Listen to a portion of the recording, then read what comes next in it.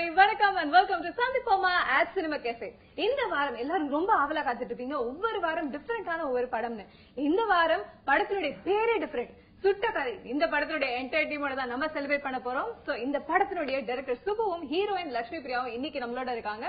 To start with Subu sir, படத்தினுடைய டைட்டிலே ரொம்ப டிஃபரெண்டா இருக்கு. எங்க இருந்து பிடிச்சீங்க இந்த டைட்டில்? சோ முதல்ல இந்த ஆப்பர்ச்சுனிட்டி எடுத்து நான் வந்து ஆடியன்ஸை ரொம்ப தேங்க் பண்ண விரும்புறேன்.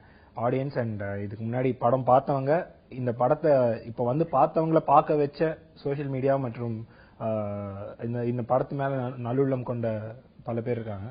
ஸோ உங்க எல்லாருக்கும் முதல்ல நன்றி. இந்த படம் இப்போ வந்து ஒரு வெற்றி படமா மாறி இருக்கு இந்த வெள்ளிக்கிழமை சனிக்கிழமையில. அதனால அதுக்கு முதல்ல நன்றி. ஸோ இப்போ நீங்க கேட்ட கேள்வி, சுட்ட கதை, இந்த கதையினுடைய டைட்டில் ஏன் இப்படி டிஃபரெண்டா வைக்கணும்னு நீங்க யோசிச்சீங்க? ஃபர்ஸ்ட் பாத்தீங்கன்னா எங்க படத்துல வந்து எல்லாமே நியூ ஃபேஸஸ் மோஸ்ட்லி. பீட் ஐ மீன் காஸ்ட் மட்டும் சொல்ல, நான் க்ரூலையும் சொல்றேன்.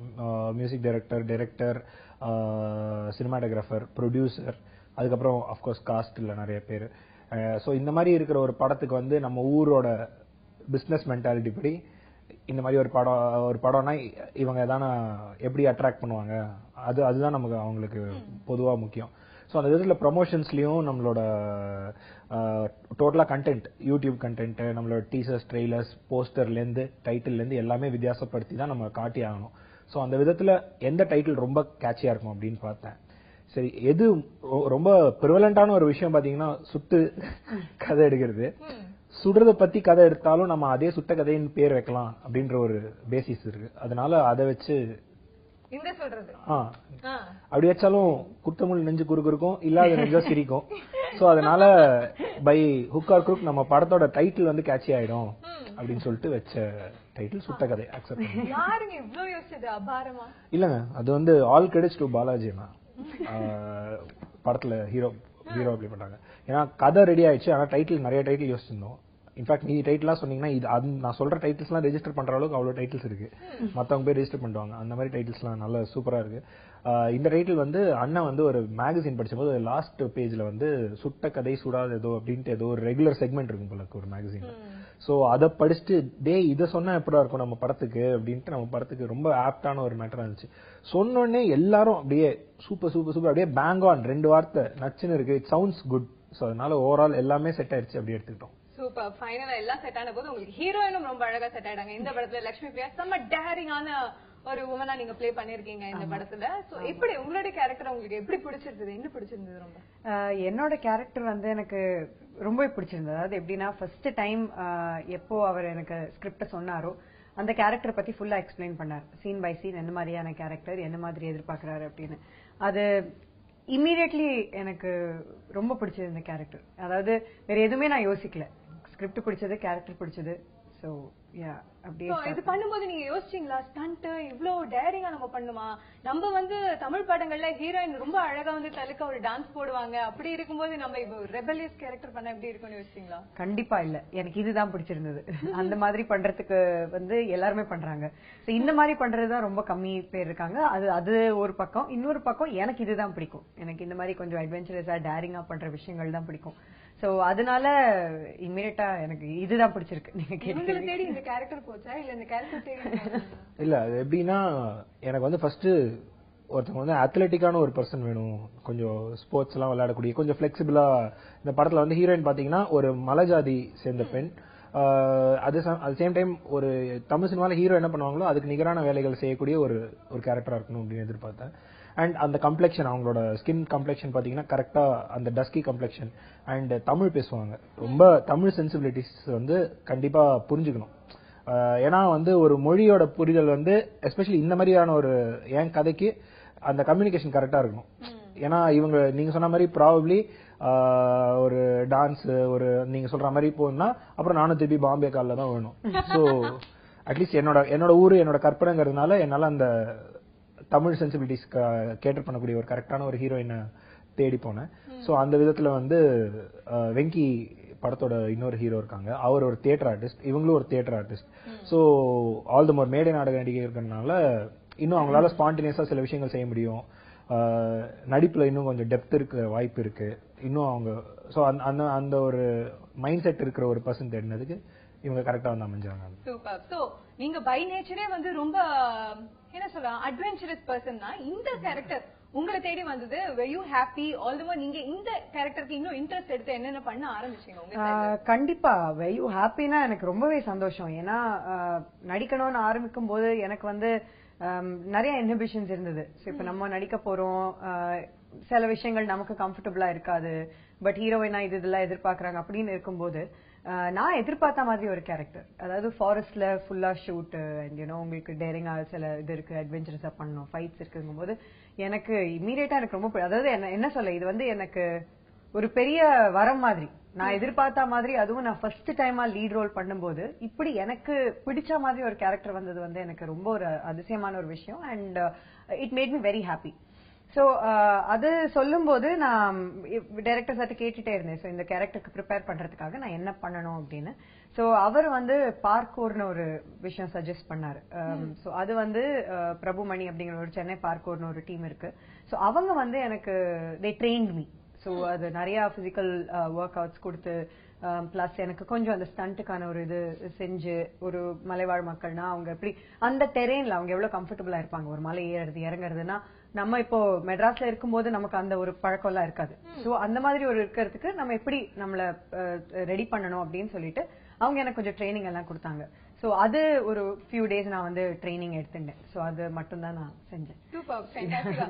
பாருங்க உங்களுக்கு நீங்க செட் சொன்ன மாதிரி பெர்ஃபெக்ட்டா செட் ஆயிட்டாங்க அந்த கேரக்டருக்குள்ள. இவங்க உங்களுடைய நீங்க பேசிட்டு இருக்கும்போது சொன்னீங்க அந்த போஸ்டர்ஸ் அதெல்லாம் வந்து ஒரு பேங்கா ஆடியன்ஸ் கேட்ச் பண்றதுக்கு அதெல்லாமும் ஒரு அட்வர்டைஸ்மெண்ட் ஒரு மர்ச்சன்டைஸ் சொல்லலாம். இப்ப உங்க போஸ்டர்ஸ் நீங்க டிசைன் பண்ணும்போதும் சரி, இல்ல சோசியல் மீடியால யங்ஸ்டர்ஸ் அவங்கள ப்ரோமோட் பண்ண வச்சு உங்களுடைய ஆட்ஸ் ஆகட்டும் இல்ல ட்ரெய்லர்ஸ் ஆகட்டும், இதெல்லாம் எந்த அளவுக்கு நீங்க கேர் எடுத்து பண்ணீங்க? இந்த படத்துல முக்காவாசி விஷயம் அதான் சொன்ன மாதிரி என்ன வேணுமோ அது வந்து நான் ரொம்ப தெளிவா இருப்பேன். இதுதான் வேணும், அதுக்கு மேல நீங்க எல்லாம் கொடுத்தீங்கன்னா போனஸ் எனக்கு, அவ்வளவுதான். ஐ மீன் இது நான் ஆர்டிஸ்டா இருக்கட்டும், என்னோட டிசைனர்ஸ் போஸ்டர் டிசைன் ஒர்க் பண்றவங்களா இருக்கட்டும், அவங்க போனஸ். ஆனா எனக்கு என்ன வேணுங்கிறது அதுக்கான பேர் மினிமம் ஒர்க்கை நான் பண்ணிடுவேன். சோ அதனால எனக்கு வேணுங்கிற அவுட்புட் கண்டிப்பா வந்துடும். சோ அதுக்கு எல்லா ஸ்டேஜ்லயுமே அது ப்ரிப்பேர் பண்ணி பண்ணதுதான். சோ அதுக்கு என்ன இருக்கணும்னா, ஒரு டைரக்டருக்கு வந்து ஒரு நல்ல தொலைநோக்கு பார்வை இருக்கணும். இந்த ப்ராஜெக்ட் என்னவா இருக்கும், ஒரு பினிஷ் ப்ராடக்டா பார்க்கும்போது ஒரு மக்களை போய் சேரும்போது இந்த கதையை பத்தி அவங்க என்ன நினைச்சிட்டு வரணுங்கிறது முத கொண்டு நம்ம தெளிவா இருக்கணும். சும்மா எடுத்த என்கிட்ட கதை இருக்கு நான் டைரக்டர்னு சொல்லிட்டு வரதை விட எனக்கு இந்த அப்ரோச் எனக்கு செட் ஆகும். அதனால நான் யோசிக்கும் போதே முழுசா அந்த படம் எடுத்து முடிக்கிற வரைக்கும் அந்த மைண்ட் செட்ல இருக்கணும்னா எனக்கே அந்த போஸ்டர் திருப்பி பார்க்கும்போது ஆமால நம்ம இதுக்குதான் இந்த கதையில இருக்கோம் அப்படின்ட்டு எனக்கு ஞாபகம் வரணும். சோ அதனால எல்லாத்துலயுமே என்னோட இன்வால்மெண்ட் இருக்கணும்னு சொல்லிட்டு நான் அந்த விஷயங்கள் எல்லாமே தெளிவா இதுதான் இப்படி அளந்து இருக்கணும் அப்படின்னு சொல்லிட்டு எல்லாமே முதல்ல இருந்து பெர்ஃபெக்ட் பிளானிங்கா கிளியர் கட்டா டிசைட் பண்ணி தான் பண்ணுவாரு உங்க டைரக்டர். உங்ககிட்ட முதல்ல வந்து கதை சொல்லும்போது என்ன சொன்னாரு, நீங்க அதுக்கு எப்படி ரியாக்ட் பண்ணீங்க? என்ன சொன்னார்னா இதேதான், அதாவது எனக்கு ஃபர்ஸ்ட் அவர் சொன்ன கதையில இருந்து இப்போ கடைசியா நாங்க எடுத்தது வந்து ஒரு சில விஷயங்கள் தான் மாறி இருக்கே ஒழிய கிட்டத்தட்ட ஆல்மோஸ்ட் அதேதான். ஏன்னா பெருசா விஷயங்கள்லாம் மாறல கதையில. சோ அப்போல இருந்தே அவர் ரொம்ப தெளிவா இருந்தாரு என்ன எதிர்பார்க்கணும், இந்த படத்துல என்ன இருக்கும்னு. அண்ட் ஒன்ஸ் நான் தான் இந்த கேரக்டருக்கு அப்படின்னு அவர் முடிவு பண்ணதுக்கு அப்புறமா என்னோட ஸ்ட்ரென்த் வீக்னஸஸ் வச்சு இந்த கேரக்டரோட டெபினிஷன் இன்னும் கொஞ்சம் பண்ணி இன்னும் கொஞ்சம் கிரியேட் பண்ணி என்னால என்ன செய்ய முடியும் செய்ய முடியாதுங்கறத வச்சு இன்னும் அந்த மாதிரி என்னோட கேரக்டர்னு மட்டும் இல்ல எல்லா கேரக்டருமே அப்படிதான் அவர் வந்து யோசிச்சு எழுதியிருக்காரு. சோ கிளாரிட்டி ஆஃப் தாட்னு பாத்தீங்கன்னா எங்க டைரக்டருக்கு அது ரொம்ப ஜாஸ்தி. அதாவது அவர் ரொம்ப தெளிவா என்ன வேணும் என்ன வேணாம், அதாவது என்ன வேணும் என்ன வேண்டாம்னு அவருக்கு ரொம்ப தெளிவா தெரியும். சோ அதனால ஒர்க் பண்றது ரொம்ப ஈஸியா இருந்தது. நம்ம இது ஓகே அது ஓகே அப்படியெல்லாம் கிடையாது, பிளாக் ஆர் ஒயிட் தான், இது வேணும் இது வேண்டாம் அவ்வளவுதான். அந்த மாதிரி ஒரு இது இருக்கும்போது என்ன எதிர்பார்க்கறாங்கன்னு நமக்கு தெரியும் போது நமக்கு ஒர்க் பண்றது ரொம்ப ஈஸி. சோ இத பத்தி எல்லாம் நம்ம பேசிட்டு இருக்கும்போது இன்னொரு செட்டிங் அசைட் ஃபேக்டர் இந்த ஃபிலிம் அப்படின்னு பார்க்கும்போது மியூசிக். நிறைய பேர் வந்து இப்ப இருக்க சினிமால ஒரு ட்ரெண்ட் ஆஃப் மியூசிக் ஃபாலோ பண்ணிட்டு இருக்கும்போது ஏன் நீங்க வந்து மேட்லி ப்ளூஸ் அந்த ஒரு பேண்டை தேர்ந்தெடுத்து அவங்க மியூசிக் பண்ணா இன்னும் பெட்டரா இருக்கும் அப்படின்னு ஃபீல் பண்ணீங்க? இதனால இது ஒரு டேரிங் அப்ரோச் சொல்லுமா இல்ல எக்ஸ்பெரிமெண்டல் அப்ரோச்? இது ஃபர்ஸ்ட் ஒரு கிளாரிபிகேஷன், இது ஆக்சுவலி பேண்ட் கிடையாது. மேட்லி ப்ளூஸ் ஒரு பேண்ட் கிடையாது, அது வந்து ஒரு மியூசிக் ப்ரொடக்ஷன் யூனிட் அப்படின்ட்டு நம்ம வேணா சொல்லலாம். அவங்க வந்து நல்ல லைவா மியூசிக் வாசிக்கக்கூடிய கலைஞர்கள் எல்லாரும் அவங்களோட கொலாபரேட் பண்ணி அவங்கள்ட்ட இருந்து கொஞ்சம் இன்புட் இவங்க பேசிக்கா கம்போஸ் பண்ணிடுவாங்க. எப்படி நான் வந்து சொன்னேன்ல கதையை ரெடி பண்ணிடுவேன், ஆனா பாலாஜியோட இன்புட் ஒன்னு இருக்கும். அந்த அந்த விஷயம் வந்து அந்த ஆர்டிஸ்ட் ஒரு லைவ் இன்ஸ்ட்ருமெண்ட் வாசிக்க ஒரு லைவ் ஆர்டிஸ்ட் ஒருத்தவங்க ரெக்கார்ட் பண்றோம், நம்ம கம்ப்யூட்டரைஸ் ப்ரோக்ராம் சவுண்ட்ஸ் யூஸ் பண்ணாம லைவ் ஆர்டிஸ்ட் யூஸ் பண்ணும்போது அவங்க ஒரு எனர்ஜி அந்த ப்ராஜெக்ட்குள்ள கொண்டு வருவாங்க. ஸோ அந்த ஒரு அப்ரோச் இருக்கிற மியூசிக் டைரக்டர்ஸ். ஸோ அதனால மியூசிக் ப்ரொடக்ஷன் யூனிட் அப்படின்ற கான்செப்ட் சொன்னேன். அவங்க வந்து பிரசாந்த் ஹரிஷ்னு 2 பசங்க, எனக்கு முன்னாடில இருந்தே அவங்க எல்லாம் தெரியும். ஸோ அவங்க 2 பேரும் பயங்கர எக்ஸலண்ட். ஒரு அவங்களும் ஒரு மாதிரி ஒரு நல்ல தொலைநோக்கு பார்வையோட தான் அந்த இசையை அப்ரோச் பண்றாங்க. ஸோ அதனால அவங்கள வச்சு பண்ணலான்னு பார்த்தேன். ஏன்னா எனக்கு ஒரு சேஞ்ச் தேவைப்பட்டுச்சு மியூசிக்ல. எனக்கு ரொம்ப பிராங்கா சொல்லணும்னா எனக்கு தமிழ் சினிமா இண்டஸ்ட்ரியோட மியூசிக் வந்து இப்போ இருக்கிற நிலைமை எனக்கு சுத்தமா பிடிக்கும். மனசை விட சொல்லணும்ல அதுக்கு. ஸோ அதனால அந்த சேஞ்ச் வரணும் அப்படின்ட்டு. எந்த ஒரு விஷயம் லேக்கிங்கா இருக்கு, அதை அவங்க எப்படி பூர்த்தி செஞ்சிருக்காங்கன்னு நினைக்கிறீங்க? ஃபர்ஸ்ட் எல்லாமே இப்போ ஒரு ஃபார்முலால இருக்குங்க, ஆனா அந்த ஜீவன் இல்ல. இப்போ வந்து இப்ப இளையராஜா சார் பாட்டு மாதிரியே ஒரு பாட்டு போடணும் அப்படின்ட்டு நினைக்கிறாங்கல்ல, ஆனா அந்த இளையராஜா சார்ட்ட இருந்தது வந்து ஸ்பிரிட். நீங்க இளையராஜா வந்து நீங்க மியூசிக்லயோ டியூன்லயோ நீங்க இளையராஜா ரெப்ளிகேட் பண்ண முடியாது. Ilaiyaraaja is spirit, Rahman is spirit. So அந்த ஸ்பிரிட், அந்த ஸ்பிரிட்டட்னஸ் வந்து இப்போ எனக்கு என்னோட அறிவுக்கும் என்னோட டேஸ்டுக்கும் என்னால அதை ஏத்துக்க முடியல. சோ எனக்கு எது சரிப்படுதோ அந்த மாதிரியான ஒரு மியூசிக்கை நான் எடுத்துட்டு வந்திருக்கேன். அடுத்ததா வெயிட்டான ஒரு கேரக்டர், இந்த படத்தினுடைய ஹீரோ, சுட்ட கதையினுடைய ஹீரோ வேற எப்படி இருப்பாரு, அதுல வேற கெட்டப்ல இருந்தாரு, இப்ப வேற கெட்டப்ல நம்ம முன்னாடி உட்கார்ந்திருக்காரு Balaji. Hi. Hi. How are you? I am good, thank you. நீங்க எப்படி இருக்கீங்க சுட்ட கதைக்கு அப்புறமா? Actually feeling very excited. சந்தோஷமா இருக்குது. ஏன்னா முதல் தடவை இந்த படத்துல என்ன ஒரு பெரிய அங்கீகாரம் அப்படின்னா, ஹீரோ அப்படின்றது வந்து எங்களுக்கு தெரிஞ்சு பெரிய வார்த்தை. என்னை பொறுத்த வரைக்கும் one of the protagonist, main lead அப்படின்னு சொல்லிக்கலாம். இது வந்து ரொம்ப கம்மியா சொல்றதுக்காகலாம் இல்லை, உண்மையிலே இந்த படத்துல நிறைய சின்ன சின்ன கேரக்டர்ஸ் கூட ஹீரோ மாதிரி இருக்கும். ஸோ இந்த படத்துல ஒரு பார்ட்டா இருக்கிறது எனக்கு ரொம்ப சந்தோஷமா இருக்கு. அதுவும் படம் it's getting released. So more excited to see this. Super. So உங்களை பத்தி கேட்கும்போது உங்களுடைய கேரக்டர் பத்தி உங்களுடைய டைரக்டர் கிட்ட தான் கேட்கணும். சூப்பர் சார், நீங்க சொல்லுங்க, பாலாஜி அவருடைய கேரக்டர் இந்த படத்துல ரொம்ப பேரே ரொம்ப டிஃபரெண்ட். அவருடைய கேரக்டர், அவருடைய ஹேர் ஸ்டைல் ஹைலைட் ஆன ஒரு விஷயம் இந்த படத்துல. இதெல்லாம் எப்படி நீங்க ஜீரோ பண்ணீங்க? சரி, ஆக்சுவலி சொல்லலாம் உங்க கேரக்டரோட. சொல்லுங்க. சரி, ஓகே. ஃபர்ஸ்ட் வந்து இவரோட கேரக்டர் பேர் வந்து ராம்கி. அவர் வந்து ராமகிருஷ்ணன், சுருக்கமா ராம்கி. அவரோட பேர்னால அவர் வந்து சின்ன வயசுல இருந்தே ஆக்டர் ராம்கியோட ஃபேன் ஆயிட்டாரு. அண்ட் அவர் வந்து சொன்னால ஒரு ஆக்ஷன் பிளாக் எதிர்பார்க்கிற ஒரு கண்ணியமான போலீஸ் அப்படின்ட்டு தன்னை நம்பிட்டு டிபார்ட்மெண்ட்ல சேர்றாரு. ஆனா அவர் வந்து ஒரு கிளெப்டோமேனியாக்னா என்னன்னா, நினைத்தாலே இனிக்கும் படத்துல தலைவர் பண்ணிருப்பாரு. அது எப்படின்னா அவரோட கண்ட்ரோல் மீறி எதாவது திருடிடுவாரு. அந்த மாதிரியான ஒரு கேரக்டர் பண்றாரு. அப்படி இருக்கிற ஒருத்தர் போலீஸ்ல அப்படின்ற ஒரு அந்த மாதிரி ஒரு ஐரணி கொண்ட ஒரு கேரக்டர் தான் பாலாஜி அவங்க பண்றாங்க. இவரோட லுக் பாத்தீங்கன்னா, இப்போ இந்த படத்துல 2 ப்ரோட்டாகனிஸ்ட் இருக்காங்க, லீட் ரோல் பண்றாங்க. சோ பாத்தீங்கன்னா ஒரு லால் அண்ட் ஹார்டி மாதிரி ஒரு உங்களுக்கு வந்து ஒரு ஆப்போசிட்ஸ் இருந்தா ஒரு நல்லா இருக்கும். சோ பாத்தீங்கன்னா இவர் வந்து ஒரு மாதிரி பில்ட்டா இருப்பாரு. பல்கி இல்லங்க, சும்மா கலாய்க்காதீங்க இப்பெல்லாம். சரி போங்க பில்ட்டா இருக்காங்க, பல்கி வேற. அவனே பில்ட்னா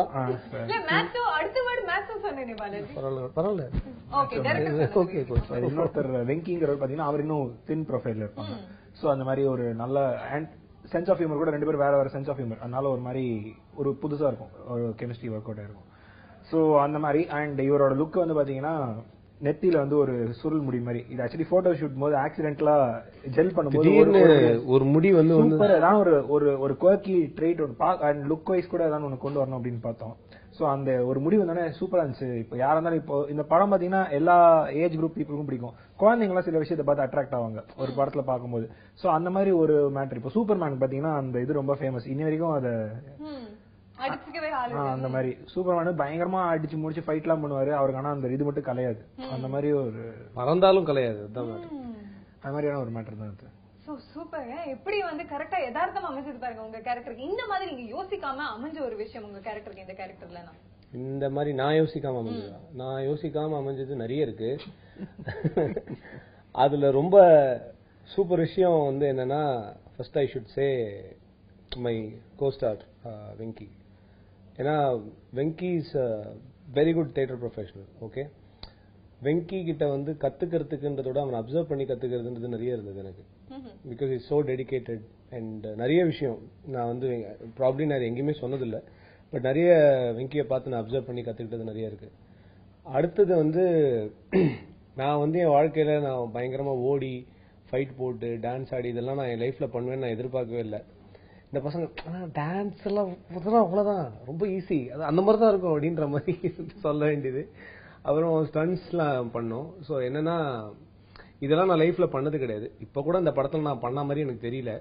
ஓகே, எனக்கு தெரிஞ்சு ஒரு 75% ஆஃப் இட் வாஸ் டான்ஸ் வந்து டன் பை வெங்கி. ஃபைட்ஸும் அந்த மாதிரி தான். பட் என்னன்னா அந்த படத்தோட ஃப்ளோல பார்க்கும்போது ரொம்ப ஆர்வக்கோளாறான ஒரு போலீஸ்காரனால எதை பண்ண முடியாதோ அதை ட்ரை பண்ற ஒரு போலீஸ்கார மாதிரி ஒரு சுச்சுவேஷன்ல தான் நாங்க இருப்போம் எப்பவுமே. அதனால அதை பார்க்கும்போது சம்டைம்ஸ் எனக்கு இந்த கேரக்டர் இப்படி வந்துருச்சு அப்படின்றது நினைக்கும் போது சந்தோஷமா இருக்கும். And that's what he is plant. So first நீங்க ஸ்கிரிப்ட் நரேட் பண்ணும்போது யார்கிட்டயாவது எப்படி ஒரு பேசிக்ல இருந்து ஆரம்பிச்சு அவங்கள அந்த கதைக்குள்ள டிராகன் பண்ணுவீங்க? ஓகே, சூப்பரான கேள்வி. ஆக்சுவலி எனக்கு ரொம்ப பிடிச்ச கேள்வி இது. இது என்னன்னா கதை வந்து எனக்கு எப்படி டெவலப் ஆகும்னு சொல்றேன். நான் வந்து ஒரு லைன் ஏதான ஒரு பயங்கர யூனிக்கான ஏதான ஒரு ஃபேக்டர் இருக்கணும் அப்படின்னு நான் எப்பவுமே பார்ப்பேன். ஸோ ரொம்ப யூனிக்கான ஒரு ஃபேக்டர் இந்த படத்தோட ஸ்டோரி லைன்ல ஒன்று இருக்கு. அது இன்டர்வல் பிளாக்லேருந்து உங்களுக்கு கதை என்னவா மாறுதுங்கிறது அதுதான். ஸோ அதுதான் என் படத்தோட நாட்டு. அதுலேருந்து என்ன பண்ணேன்னா ஒத்தொத்தையா ஸ்லோவா கேரக்டர் டெவலப் பண்ணி ஒரு லைனா ஒரு சீனா பிரிச்சு கொஞ்சம் கொஞ்சமா சொல்லிட்டு வருவேன். சொல்லும் போது உங்கள்கிட்ட நான் கதை சொல்லிட்டு இருக்கேன்னு வச்சுக்கோங்களேன், நான் உங்களை ஓரளவுக்கு ஸ்டடி பண்ணி வச்சு, ஸ்டடினா முன்னாடி அப்படிலாம் இல்லை, உங்கள்கிட்ட பேச நீங்க என்ன மாதிரி, ஸோ உங்களோட நீங்க எனக்கு அந்த கதையை சொன்னதுக்கு அப்புறம் நீங்க என்ன ரெஸ்பான்ஸ் கொடுக்குறீங்க அதை நான் எடுத்துக்கவே மாட்டேன். ஆனா நான் கதை சொல்லும் போது நீங்க உங்க மூஞ்சில திடீர்னு லைட்டா சிரிப்பு, அதை வச்சுதான் உங்கள்கிட்ட பேசும்போதே அந்த கதையை மாத்தி லைட்டா மாத்திட்டே போவேன். இவங்களுக்கு இப்படி சொன்னா பிடிக்குது, இப்படி சொன்னா பிடிக்குது, இப்படி சொன்னா. ஸோ உங்கள்கிட்ட சொன்னதுல சில இன்புட்ஸ் எடுத்து அடுத்த பர்சன் நரேட் பண்ணும்போது படம் இன்னும் மெருகேறி இருக்கும், கதை இன்னும் மெருகேறி இருக்கும். ஸோ இந்த மாதிரி எனக்கு வந்து நான் யாரா இருந்தாலும் கதையை நம்பி சொல்லுவேன். அப்படி காப்பி வச்சாங்கன்னா நான் இன்னும் 10 கதையை யோசிப்பேன். ஸோ அதனால பயப்படாம எல்லாத்தையும் ஒரு தடவை போய் கதையை நரேட் பண்ணி ஸ்லோவா அந்த கதை வேற மாதிரி ஒரு ஷேப் எடுத்துட்டு வந்து.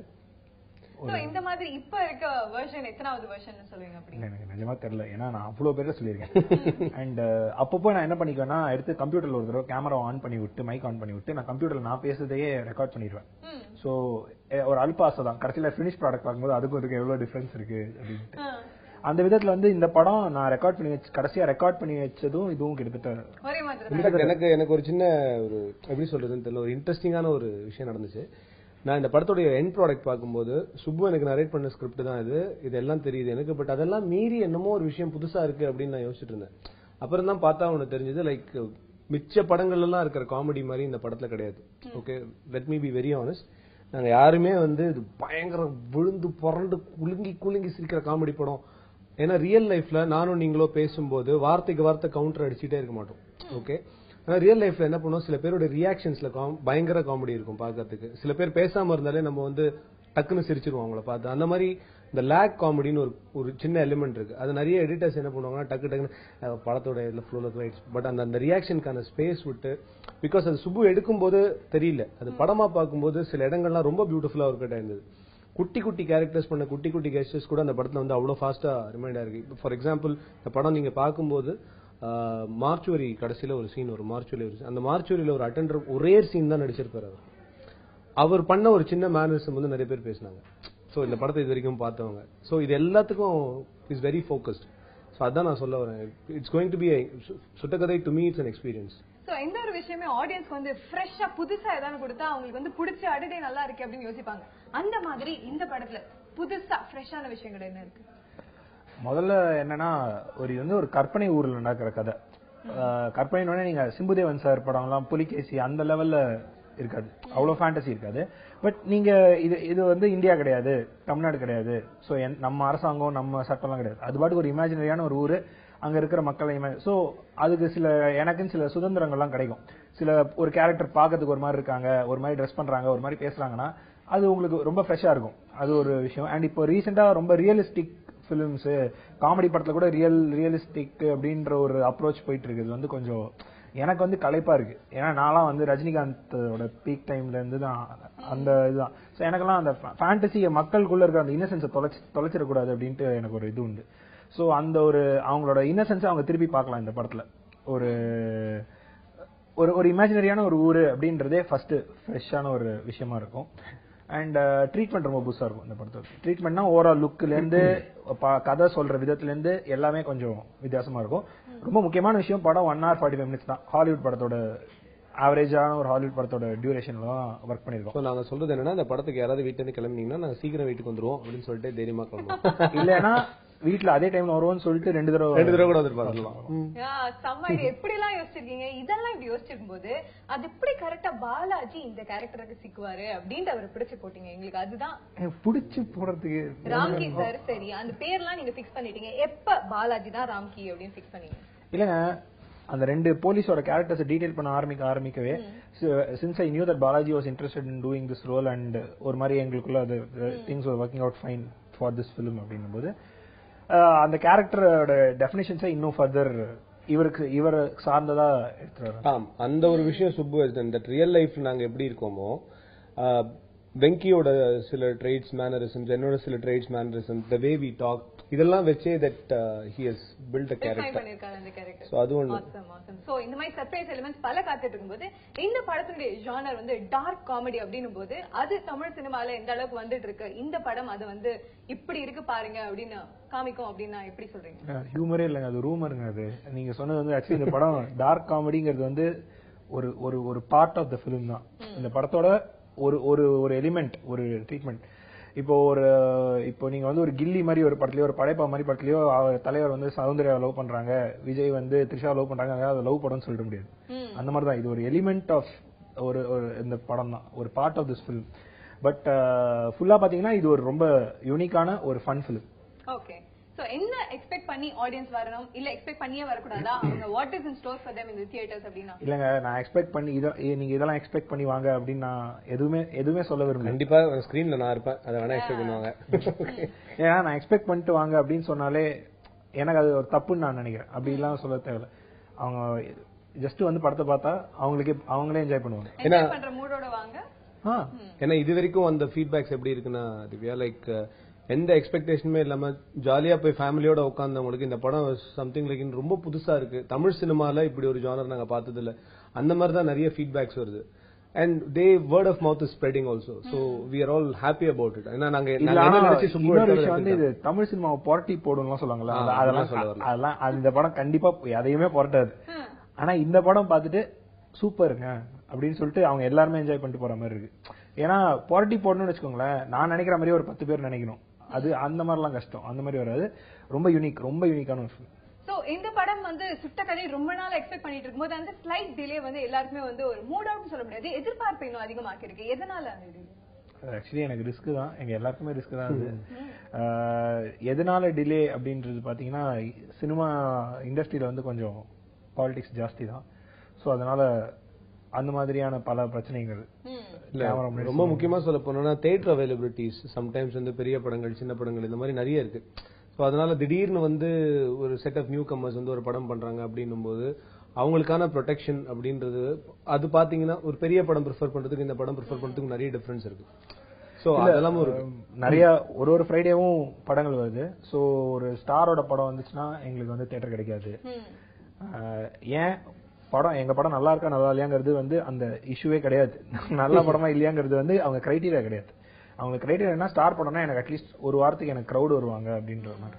ஸோ அதெல்லாம் மீறி இப்போ இத்தனை டிலேஸ் ஒரு வாரமும் ஏதோ ஒன்று ஆயிட்டு நிறைய படங்கள் பூச்சாண்டி காமிச்சுட்டே இருந்தாங்க எங்களுக்கு.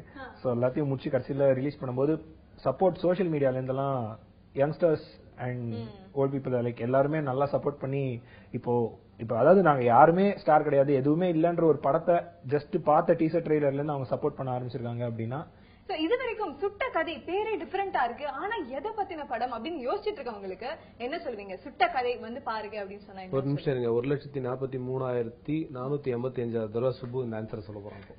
அவ்வளவு பேருக்கு அப்ப எனக்காக ஒரு கை தட்டி. ஓகே. இல்ல சுட்ட கதை அப்படின்றது வந்து 2 மீனிங் இருக்கு அதுக்கு. ஒன்னு வந்து சுடுறதுன்னா துப்பாக்கியால சுடுறது, இன்னொன்னு வந்து பாத்தீங்கன்னா பிக் பாக்கெட் அடிக்கிறதுல இருந்து எல்லாமே அதுக்கும் சுடுறது அப்படின்னு ஒரு அர்த்தம் இருக்கு.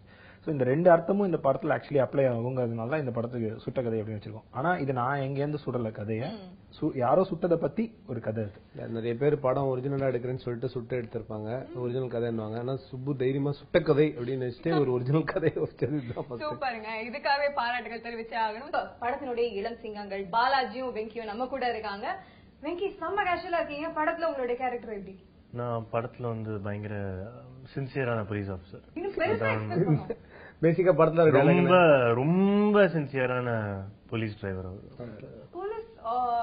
போலீஸ் டிபார்ட்மெண்ட்ல இருக்கவங்க அப்படின்னாலே வந்து சில ஃபார்முலா இருக்கும், அதுக்குள்ள ஃபிட் ஆனதான் வந்து போலீஸ் ஆபீசர்ஸ் அப்படின்னு சொல்லுவாங்க. அந்த ஃபார்முலா உள்ள எப்படியுமே ஃபிட்டே ஆகாது. அப்படி படத்துல ஃபிட்டே கிடையாது, ஆனா போலீஸ்ல வந்துருவாரு.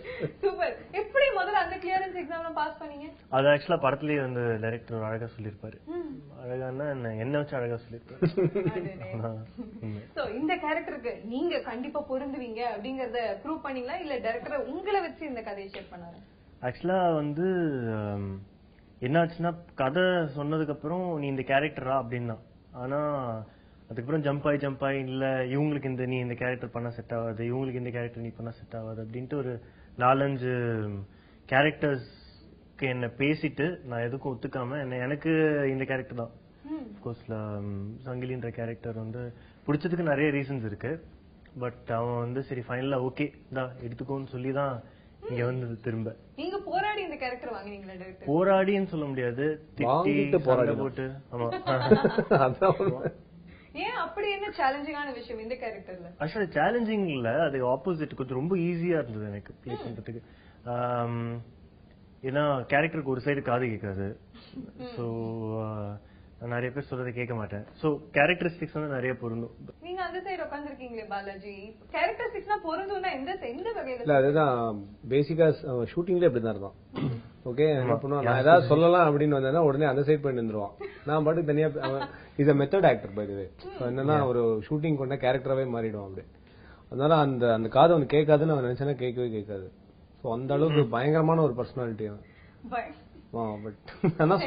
நீங்க வந்து டிஃபைன் பண்ணிட்டீங்க, இப்போ பாலாஜியோட கேரக்டரை நீங்க டிஃபைன் பண்ணணும், ராம்கியை நீங்க டிஃபைன் பண்ணணும், not as Balaji your friend அப்படினா எப்படி டிஃபைன் பண்ணுவீங்க? மூணே ஒருத்தர் திருட்டு பயவுள்ள அதான் கேரக்டர் வருது. Is completely very charming. இது நான் எதிர்பார்க்கிறேன். ஓகே, அவர் அந்த வார்த்தையை சொல்ல சொன்னாரு. பிரியாணி ஷோர். சோ ஒரு திருடன், போலீஸ் திருடன். எப்படி போலீஸ் திருடன்னா அதுக்குன்னு பெரிய லெவல்ல இந்த லஞ்சம் அந்த மாதிரி எல்லாம் கிடையாது. எனக்கு திருடுறதுன்றது வந்து என்ன அறியாம நடக்கிற ஒரு விஷயம். ஓகே, அது படத்தையும் வந்து மூவ் பண்ணும். படத்துலயும் ரொம்ப முக்கியமான ஒரு சீக்வன்ஸ் நான் திருடினால தான் அந்த படத்துடைய கதையை டர்ன் ஆகும். சோ அதனால அது படத்தோடயே வந்து ரொம்ப அழகா ஜெல் ஆயிடுச்சு. அவ்வளவுதான். சோ இந்த படம் வந்து யங்ஸ்டர்ஸ் மொத்த பேரும் சேர்ந்து ஒரு டீமா பண்ணிருக்கீங்க. இந்த படத்துல கண்டிப்பா எனர்ஜி அப்படிங்கிறது குறையாது அப்படின்னா எந்த ஒரு விஷயம் இந்த படத்தை அடுத்த லெவலுக்கு எடுத்துட்டு போகுதுன்னு நினைக்கிறீங்க? எடுத்துட்டு போயிருக்கு. என்ன எடுத்துட்டு போயிருக்குன்னு பாத்தீங்கன்னா, first and foremost like theatre பேக்ரவுண்ட்னால வந்து இப்போ படத்துல வந்து பாத்தீங்கன்னா அட்லீஸ்ட் சில டைம் இப்போ ட்ரெண்ட் எப்படின்னா இந்த ஆக்டரோட டேட்ஸ் இருக்கு அதனால நான் இந்த படம் எடுக்கிறேன் அப்படின்ற இது இருந்தது, இப்போ இருக்கலாம் மேபி. தியேட்டர்ல பாத்தீங்கன்னா வந்து ஸ்கிரிப்ட் இருந்தா தான் யாரா இருந்தாலும் அடிக்க முடியும். அது நீங்க எழுதி டைரக்ட் பண்ணுவாங்க, இல்ல ஏதாவது ஸ்கிரிப்ட் எடுத்து டைரக்ட் பண்ணுவாங்க. சோ அதே இது இந்த சுட்டகதைக்கு பொருந்தும். ஏன்னா இங்க படத்துல வந்து ஸ்கிரிப்ட் இல்லாம எல்லாமே நியூ ஆக்டர்ஸ் வேற. சோ ஸ்கிரிப்ட் இல்லாம அந்த படம் வந்திருக்காது. சோ என்ன கேட்டீங்கன்னா வெற்றிக்கு காரணம் வந்து ஸ்கிரிப்ட் ரொம்ப முக்கியம். ஐ மீன் ரைட்டிங் வெரி வெரி இம்பார்ட்டன்ட். ஏன்னா இந்த படத்தை வந்து ஒரு ப்ரொடியூசர் கிட்ட கொண்டு போய் சுப்பு சொல்றதுக்கும் ஒரு ஆக்டர் கிட்ட சொல்றதுக்கும், ஏன்னா இந்த படத்துல இருக்க எனக்கு என்ன பியூட்டி இந்த ஸ்கிரிப்ட்ல அப்படின்னா நடிக்கிற சின்ன சின்ன கதாபாத்திரங்களுக்கும் வந்து எவ்ரி திங் வாஸ் எம்பசைஸ். இந்த ஸ்கிரிப்ட்ல நீ என்ன பண்றது ரொம்ப தெளிவா சொன்னது. அந்த ரைட்டிங் அப்படி இருந்தா மட்டும்தான் அது பண்ண முடியும். சோ அது that was very important for us. So அத பத்தி எல்லாம் பேசிருக்கும்போது உங்களோட டிட்டர்மினேஷன் ஸ்டண்ட் காட்சிகள்ல நீங்க எப்படி உங்களுக்கு ப்ரிப்பேர்? எனக்கு செம்ம ஈஸியா அந்த ஸ்டண்ட். ஏன்னா வந்து அது ஸ்டண்ட்லாம் ஷூட் பண்றதுக்கு முன்னாடி வந்து ஒரு சேஸ் சீக்வன்ஸ் ஒன்னு இருக்கும். பின்னாடி அந்த வந்து சென்னையில மழை காலத்துல வந்து நீங்க ஆட்டோல போனீங்கன்னா ஏன்ச்சு ஆட்டோ விட்டு வெளில வரும்போது ஒரு மாதிரி நடப்பீங்க தெரியுமா? ரொம்ப கஷ்டப்பட்டு நடப்பான்ல, அந்த மாதிரி ஓட ஆரம்பிச்சிட்டேன் நான். அந்த சீக்வன்ஸ்ல ஏதோ ஒரு தோணுச்சு ஓட ஆரம்பிச்சிட்டேன். அதுக்கப்புறம் ஒரு 3 நாள் அதே மாதிரி ஓட விட்டான் சுப்பு, டைரக்டர் ஓட விட்டாரு. கண்டினியூட்டின்னு ஒரே விஷயத்தை வச்சு சுப்பு ஒரு வாட்டி பண்ண தப்புக்காக 3 நாள். ஆக்சுவலா தப்பு இல்ல, நல்லா இருக்கும் படத்துல பாக்கிறதுக்கு. ஐயோ பாவம் அந்த பையன் தம்பிக்கு ஏதோ பிரச்சனை போல இருக்கு அப்படின்ற மாதிரி இருக்கும். சோ அது பண்ணேன். சோ அதனால வந்து அது வந்து கண்டினியூ ஆகி ஸ்டண்ட் சீக்வன்ஸ் ஃபுல்லா ஓடிட்டே தான். சோ ஸ்டண்ட் பண்ணதெல்லாம் லட்சுமி பிரியா ரின்சன் 2 பேரு. அவங்க ஸ்டண்ட் பண்ணதுனால அடி வாங்கினது பாலாஜி. தப்பிக்கிற சும்மா லைட்டா தள்ளி விடுற மாதிரி அப்படி தட்டுப்பா கேமரா விட்டு பாலாஜி அவுட் போனா போதும் அப்படின்னு நான் சும்மா பண்ணிட்டான். பரவாயில்ல ரியலா வரணும் பண்ணு அப்படின்னா அந்த பயப்புள்ள நிஜமாவே நெஞ்சிலேயே மிதிச்சுட்டான். அப்படியே நான் வெளில போய் விழுந்தவன். அதுக்கப்புறம் முடியல, கஷ்டம்தான். ஆனா இந்த இதுல என்ன சூப்பரா இன்னொன்னு நடந்ததுன்னா, இந்த ஒரு சேஸ் சீக்வன்ஸ் ஃபர்ஸ்ட் ஹாஃப்ல வர அந்த சேஸ் சீக்வன்ஸ் எடுக்கும்போது நான் ஒரு 5 மாடி தாண்டி ஓடி பயங்கர, ஏன்னா எனக்கு முன்னாடி இந்த பார்க்கோர் ரன்னர் ஓடுவாரு, அவரை சத்தியமா மேட்ச் பண்ணவே முடியாது. ஓகே, கொடைக்கானல் எல்லாமே இப்படி இப்படி அந்த வீடுகள் ஸ்ட்ரீட்ஸ் எல்லாமே ஸ்லோப்ஸ்ல தான் இருக்கும். சோ என்னன்னா இப்ப நான் ஒரு வீட்டு மாடியில இருந்து சன்ஷேட்ல கழிச்சு இன்னொரு வீட்டு மாடிக்கு குதிச்சேன் அப்படின்னா கீழே ஒரு 40 ஃபீட் இருக்கும் வர்ச்சுவலா. உங்களுக்கு வந்து அது பார்க்கும்போது அந்த டெப்த் தெரியாது. சோ என்ன பண்றாங்க, பெரிய ஜிம்மி ஜிப் கேமராவெல்லாம் மவுண்ட் பண்ணி எல்லாம் வச்சுட்டு ஒரு 5 மாடிக்கு ஃபுல்லா அந்த ஏரியால இருக்கிற மக்கள் எல்லாம் பார்த்துட்டு கமான் கமான் கத்திட்டு இருக்கேன். என்ன பார்த்து அவன் ரொம்ப கஷ்டப்பட்டாரு அந்த பார்க்கர். இல்ல பரவாயில்ல விடு, எப்படியோ நீங்க இல்ல என்ன நடந்ததுன்னு நாங்க வரல. ஃபுல்லா 5 மாடிக்கு கஷ்டப்பட்டு அவன் ஓடி நான் ஓடி, இது இப்படின்னு டைவ்ன்றது இப்படி கிடையாது. இந்த மாடியில குதிச்சு அடுத்த மாடி பிடிச்சி ஏறணும், அந்த மாதிரி இருந்தது. It was very demanding. அந்த ஷாட் ஆக்சுவலா படத்துல கிடையாது. கசினோ அதுக்கப்புறம் இந்த படத்துல வந்து எல்லாம் நாங்க எடுத்து முடிச்சதுக்கு அப்புறம் இல்ல அடி கேமரா ஜிமி ஜிப் எல்லாம் ஓகே மானிட்டர் ஓகே டேக் போலாமா போயாயோ உயிரை குத்து குச்சி மானிட்டர் டேக் எல்லாம் முடிச்சோம். நாங்க என்னமோ ஒரு பெரிய வெற்றி பெருமிதம் அப்படி பண்ணிட்டோம் அப்படின்னு. பட் ஃபார் சம் ரீசன் ஒரு சின்ன டெக்னிக்கல் ஃபாக் நடுவுல வந்துச்சுன்றதுனால அந்த ஷாட் படத்துல அந்த ஷாட்டே யூஸ் பண்ணலாமா 6 தடவை குதிச்சாமா. சரி, நீங்க எக்ஸ்பெக்ட் பண்ணது ஒண்ணு நடந்தது ஒண்ணு. ஆடியன்ஸ் இப்ப எந்த ஒரு விஷயத்தை எக்ஸ்பெக்ட் பண்ணி வந்தா உங்களுக்கு கம்ப்ளீட் சாட்டிஸ்பாக்சன் இருக்கும் இந்த படத்துல? நல்ல ஒரு கேள்வி, நீங்க சொல்லலாம். Okay, let me tell. First இந்த படத்துக்கான எக்ஸ்பெக்டேஷன் அப்படின்றது வாழ்க்கைக்கான ஒரு பாடமா நான் சொல்றேன். எந்த விஷயத்தையுமே ரொம்ப பெருசா எக்ஸ்பெக்ட் பண்ணாதீங்க. ஓகே, நீங்க காலையில அம்மா இட்லி தான் பண்ணுவாங்கன்னு நினைப்பீங்க, அவங்க தோசை பண்ணுவாங்க. ஆனா தோசையும் நல்லா இருக்கும், புரியுதா? இந்த மாதிரிதான் லைஃப்ல எல்லாமே நடந்துட்டு இருக்கு. அப்படி உங்க இயல்பு வாழ்க்கையில நடக்கிற பல விஷயங்களே உங்க எக்ஸ்பெக்டேஷன் விட்டு வெளில போகும்போது நீங்க வந்து உட்கார்ற படத்துல நீங்க என்ன எக்ஸ்பெக்ட் பண்ணி அது திடீர்னு மாறி போயிடுச்சு அப்படின்னா அந்த பசங்க ஏன் இப்படி எடுத்தாங்க அப்படின்னு எங்களை பார்த்துட்டு தாங்க. உண்மையிலேயே இந்த படத்துக்கு நீங்க எப்படி வரலாம் அப்படின்னா, இந்த கிராமத்துல திருவிழா அப்படின்னு வந்தாலும் வீட்டுல இருக்க குழந்தைங்க எல்லாம் ஹாப்பியா இருக்கும் தெரியுமா? ஏன்னா திருவிழால என்ன நடந்தாலும் நமக்கு செம்ம என்டர்டைன்மெண்ட் குழந்தைங்க டிசைட் பண்ணும்ல, அந்த ஃபீலிங்கோட அந்த படத்துக்கு வந்தாங்கன்னா இந்த படத்துல because this movie is full of ideas. This movie is full of ideas. So அப்படி இருக்கும்போது அந்த ஒரு விஷயத்தை மட்டும் நோக்கி வந்தீங்கன்னா கண்டிப்பா அந்த படம் உங்களை என்டர்டெயின் பண்ணும். 1 hour 45 minutes தான் படம். எல்லாத்துக்கு மேல எல்லா கேரக்டர்ஸ்க்கும் ஈக்குவல் இம்பார்ட்டன்ஸ் இருக்கும். சோ வி நோ டில் எனக்கு தெரிஞ்சு ஃபர்ஸ்ட் ஹாஃப் அந்த இன்ட்ரோல் பிளாக்ல இருந்து ஆரம்பிச்சு till the last movie will be very gripping. போர் அடிக்காது, அத மட்டும் நம்பி வரலாம். இந்த படம் திவ்யா ரொம்ப ஃப்ராங்கா சொல்ல போனா இது ஒரு சினிமா கிடையாது. Okay, this is an experience because we always want to tell this. சுட்டக்கதை will be an experience. அது வந்து எந்த அளவுக்கு மக்கள் இப்போ புரிஞ்சிட்டு இருக்காங்க அப்படின்றது எங்களுக்கு தெரியுது, வர ஃபீட்பேக்ஸ் எல்லாம் வச்சு தெரியுது. இனிமே இந்த படத்தை பார்க்க போறவங்களும் ஒரு சுட்டக்கதை எக்ஸ்பீரியன்ஸ் எப்படி இருந்துச்சு அப்படின்றத மட்டும்தான் வெளில சொல்லணும்னு நாங்க ஆசைப்படுறோம். அதை ஒரு படமா பார்க்காம அந்த கோரமலை, அந்த பீப்புள், எங்களோட கேரக்டர்ஸ், இந்த டைரக்ஷன், இது எல்லா விஷயத்தையும் எக்ஸ்பீரியன்ஸ் பண்ணாங்கன்னா எப்படி இருக்கும், அதுதான் அந்த படம். அடுத்ததா நம்மள ஜாயின் பண்ணிருக்காங்க இந்த படத்தினுடைய மியூசிக் டைரக்டர். இந்த படமே ஒரு ட்ரெண்ட் செட்டிங் படம் சொல்றது தவிர எல்லாமே டிஃபரெண்டா ட்ரை பண்ணிருக்காங்க. அதுல நீங்க மிகப்பெரிய சேலஞ்சா மியூசிக்ல நீங்க டிஃபரெண்டா என்ன கொடுத்திருக்கீங்க? ஆக்சுவலா நானும் ஹரிஷும் சேர்ந்து மேட்லி ப்ளூஸ்னு ஒரு மியூசிக் ப்ரொடக்ஷன் டீம் நாங்க வந்து 2011ல ஸ்டார்ட் பண்ணோம். ஸோ நாங்க வந்து இண்டிபெண்டா 2 சாங்ஸ் பண்ணி ஆன்லைன்ல ரிலீஸ் பண்ணோம். நிறைய நான் ஃபிலிம் மியூசிக்ல நாங்க இன்வால்வ் இருந்தோம். அதுக்கப்புறம் சுப்பு வந்து எங்களோட very good friend for quite some time. So அவன் வந்து இந்த ஸ்டோரி சொன்ன உடனே நாங்க மேட்லி ப்ளூஸா நீங்க மியூசிக் பண்ணா நல்லா இருக்கும். ஸோ நாங்க வந்து இந்த படத்துக்கு வந்து மியூசிக் அப்ரோச்சே வந்து கொஞ்சம் வேற மாதிரி பண்ணலாம் அப்படின்னு யோசிச்சோம். ஏன்னா இந்த படத்தை பாத்தீங்கன்னா மியூசிக் வந்து will move the story. So வந்து even we have song for the title track we have title track for the movie. So அந்த மாதிரி படம் கதையோட மியூசிக் போனா அது அந்த ஒவ்வொரு படத்தோட செக்மெண்ட்டுக்கும் ஒரு கோர் எமோஷன் இருக்கும். அதை வந்து அந்த சாங்ல எப்படி கொண்டு வரலாம் அப்படின்னு நாங்க யோசிச்சு பார்க்கும்போது நாங்க என்ன யோசிச்சோம்னா, நிறைய நான் ஃபிலிம் மியூசிக்ல இருக்கிற இண்டிபெண்டன்ட் மியூசிஷியன்ஸ் அவங்களோட ஒர்க் பண்ணி அவங்களோட ஒரு புது எக்ஸ்பிரஷன் இருக்கும், அதை எடுத்துட்டு இந்த மூவில அதை மெயினா ஃபோக்கஸ் பண்ணி ஒர்க் பண்ணலாம் அப்படின்னு நாங்க யோசிச்சோம். ஃபார் எக்ஸாம்பிள் இந்த படத்துல வந்து ஏலே ஏலேன்னு ஒரு சாங் இருக்கு. அந்த சாங் தான் ஃபர்ஸ்ட் ரெக்கார்ட் பண்ணி ஆரம்பிச்சோம். அது வந்து MSV சார் பாடியிருக்காரு. ஸோ அது வந்து எங்களுக்கு அது வச்சுதான் எங்களோட ஃபர்ஸ்ட் ரெக்கார்டிங் நாங்க ஆரம்பிச்சோம். அது எங்களுக்கு ஒரு பெரிய பிளெஸிங் நாங்க சொல்லலாம். ஸோ அந்த ஏன் அவர் பாடினார் அப்படின்னா, இந்த படம் வந்து ஃபுல்லாவே Subbu has created city called Koramalai. So அந்த கோரமலைங்கிற ஊரை சுத்தி நடக்கிற விஷயங்கள் தான் இந்த பாட்டுக்கு வந்து அந்த ஊரோட ஒரு குரல் அப்படின்னு ஒருத்தர் பாடினா எல்லாரும் கேட்பாங்க. அந்த மாதிரி ஒரு குரல், ஒரு வாய்ஸ் தேவைப்பட்டுச்சு. சோ அதனால எம்எஸ்வி சார் பாடினாரு. சோ அந்த மாதிரி நிறைய முடிஞ்ச அளவுக்கு மியூசிக்ல வந்து வித்தியாசமான எக்ஸ்பிரஷன்ஸ்லாம் எடுத்துட்டு வரதுக்கு முயற்சி பண்ணிருக்கோம். அண்ட் நான் சொன்ன மாதிரி இந்த படம் ஃபுல்லாவே கோரமலைன்னு ஒரு கற்பனை ஊர்ல நடக்கிற ஒரு விஷயமா இருக்கிறதுனால இப்ப அந்த படம் பார்க்கும்போது விஷுவலா நிறைய விஷயங்கள் காமிக்கலாம். இப்ப ஸ்டில்ஸ் பார்த்துப்பீங்க, டிசைன்ஸ் பார்த்துப்பீங்க, அண்ட் கேரக்டரோட அப்பியரன்ஸ் எல்லாமே வந்து ஒரு நிறைய பேர் சொன்னாங்க காமிக் புக்ஸ்ல வர மாதிரிலாம் இருக்கும். ஸோ சவுண்ட் அண்ட் ஆடியோ மூலமா எப்படி இந்த எக்ஸ்பீரியன்ஸ் வந்து ஆடியன்ஸ் கொடுக்கலாம் அப்படின்னு யோசிக்கும்போது ஆரோ 3D அப்படின்னு ஒரு டெக்னாலஜி. ஸோ ஆரோ 3Dனா இது வந்து பார்கோன்னு ஜெர்மனில ஒரு கம்பெனி டிவைஸ் பண்ண ஒரு டெக்னாலஜி.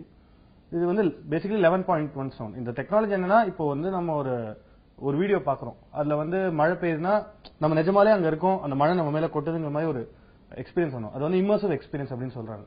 சோ இந்த படத்தை பொறுத்த வரைக்கும் பீப்புள் வந்து அவங்க மூவி பாக்குறச்சே அந்த கோரமலைங்கிற ஊர்ல அவங்க இருக்காங்கிற ஒரு எக்ஸ்பீரியன்ஸ் கொடுக்கறதுக்காக ஆரோ 3Dங்கிற ஒரு சவுண்ட் டெக்னாலஜி இதுல யூஸ் பண்ணிருக்கோம். சோ இந்த கதை சொன்னதுக்கு அப்புறமே இந்தந்த விஷயங்கள் இந்த இதுக்கு செட் ஆகும், இந்தந்த விஷயங்கள் செட் ஆகாது, அது மியூசிக் வைஸ் நீங்க டிசைட் பண்ணீங்களா?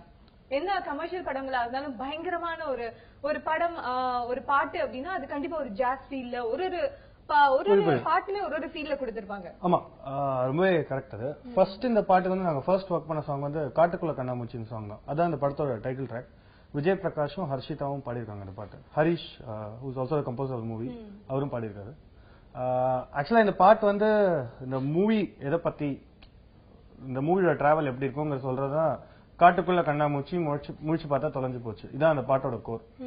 சோ இது வந்து நாங்க சும்மா வந்து பிட்ஸ் அண்ட் பீஸா பண்ணி வச்சிருந்தோம். சுப்பு வந்து கேட்டுட்டு இந்த மாதிரி ஒரு சாங் நம்ம பண்ணலாம் அப்படின்னு கேஷுவலா சொன்னோம். சோ எந்த பாட்டுமே வந்து இதுதான் சிச்சுவேஷன், எனக்கு இது முன்னாடி இந்த சீன்ஸ்ல வரும் அந்த மாதிரி பிளானிங்லாம் இல்லை. சும்மா வந்து நாங்க ஏதோ பண்ணிட்டு இருந்தோம், அவங்க கேட்டு இது வந்து நம்ம இப்படி ஒர்க் பண்ணலாம் அப்படின்னு சொன்னோம். சோ நாங்க ஒரு பல்லவி மாதிரி விடட். அப்புறம் வந்து அந்த பாட்டுல வந்து கதையோட டிஃபரெண்ட் லெவல்ஸ், டிஃபரெண்ட் மூட்ஸ் காமிக்கிற மாதிரி இருக்கும். ஸோ கிட்டத்தட்ட ஒரு வீடியோ கேம் விளையாடச்சே லெவல் 1 ஒரு மியூசிக் வரும், இப்போ லெவல் 2 போறச்சே இன்னொரு மியூசிக் வரும். ஸோ மியூசிக்கோட ஸ்டைல் மாறிட்டே இருக்கும்.